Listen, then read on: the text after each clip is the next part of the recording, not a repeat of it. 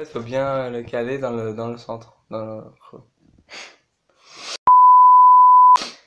Bonjour à toutes et à tous, chers abonnés. Alors comme promis, on se retrouve avec Benjamin.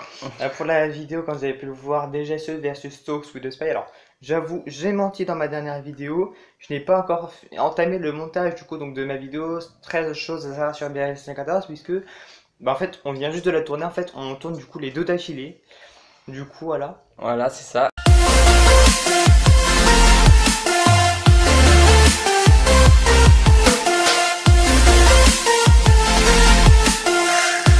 Après, alors, je m'adresse à mes abonnés et aussi à vous, les abonnés de Benjamin, pour ceux qui ne savent pas. Après avoir parlé deux fois de BRL 114, alors on va s'attaquer, Benjamin et moi, enfin, s'attaquer si je puis dire, du coup, une troisième fois à lui, mais aussi à la DGSE, les services secrets français, et accessoirement le service pour lequel a travaillé BRL 114 pendant 15 ans. Pourquoi? Parce que je me suis rendu compte récemment que les deux étaient autant similaires que différents. What? Parce que les deux parlent du coup donc de renseignement. Le thème de base est le même, mais la DGSE est plutôt comme ça. Je m'appelle Dimitri, j'ai 26 ans et j'habite ici à Paris. Mon parcours scolaire, j'ai fait un master en cryptologie avant de travailler quelque temps pour des industriels de défense. Je développais des logiciels de chiffrement, mais maintenant je travaille à la DGSE. Je casse des systèmes de chiffrement pour contribuer à la sécurité des Français. Voilà, pour ceux qui regardent sur ma chaîne, voilà. Voilà, moi je passerai pas l'extrait. Bon, déjà, donc pour ceux qui sont sur ma chaîne, bon, on est bien d'accord que là, l'extrait de Dimitri, désolé pour toi, ça fait pas rêver de fou. Bon, maintenant on va écouter BRL 614. Mon nom n'a pas d'importance. Ensemble, nous parlerons d'espionnage bien sûr, mais aussi de contre-espionnage, d'espions, de taupes, de sources, de recrutement, de trahison. Nous aborderons également les techniques et les secrets de fabrique des différents services de renseignement dans le monde. Bienvenue sur la chaîne YouTube Talks with a Spy.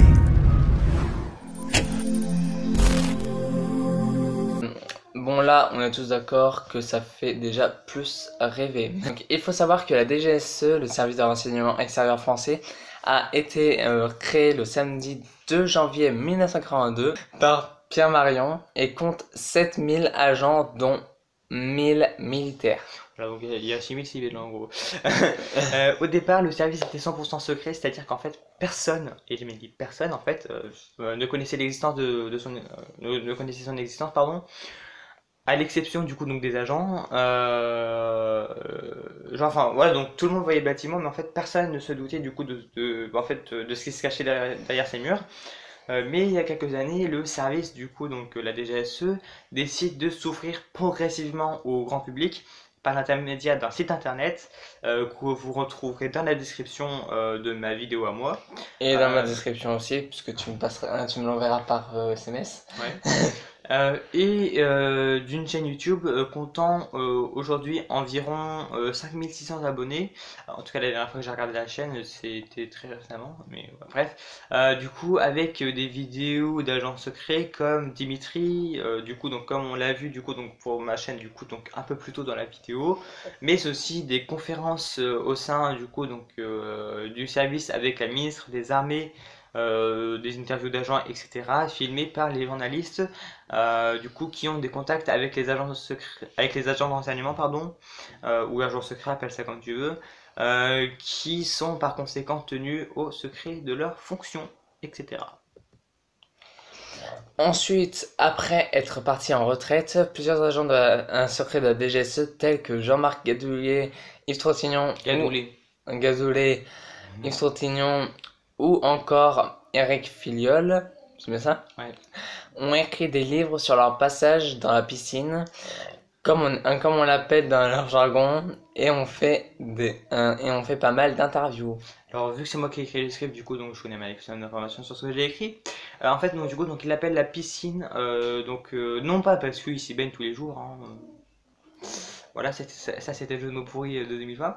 Non, en fait il appelle la piscine pour justement pour ne pas attirer l'attention, parce que autant bon, la piscine, tout le monde se fout un petit peu de quelle piscine on parle. Par contre si on parle de la DGSE ou de service secret, voilà, là ça attire un peu plus l'attention. On est bien tous d'accord, que ce soit ici ou là.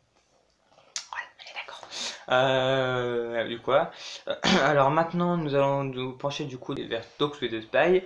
Donc comme dit précédemment sur ma chaîne YouTube, enfin sur la chaîne YouTube du coup de Théo, BX14 a créé sa chaîne YouTube le mercredi 10 janvier 2017 avec cette vidéo là. ISIS recently lost more than 90% of its territory. Does this mean the end of the organization? Is the world finally becoming a safer place? Pour répondre à cette question, j'aimerais vous raconter une anecdote. Elle concerne la ville de Naples. Depuis 1994, la ville de Naples connaît des problèmes avec le ramassage de ses ordures. Les différentes décharges publiques qui existent autour de la ville de Naples sont régulièrement en rupture de capacité. Au début des années 2000, la municipalité de Naples décide de fermer l'une de ces décharges publiques situées au nord de la ville.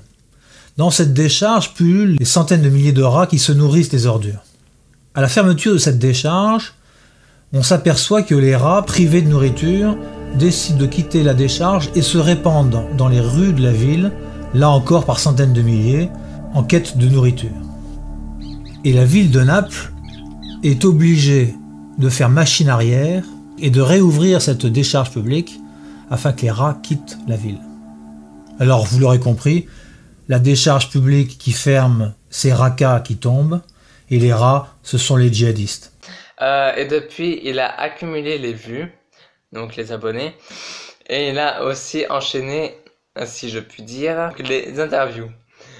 Mais dans tous les cas, BX14, avec son dynamisme, sa voix et sa chair et tendre Kate, a beaucoup plus de succès que son ancien service, et ça peut se comprendre. Et un coup tu te demanderais du coup donc Kate est un pseudonyme parce que son vrai nom c'est le titre d'une chanson.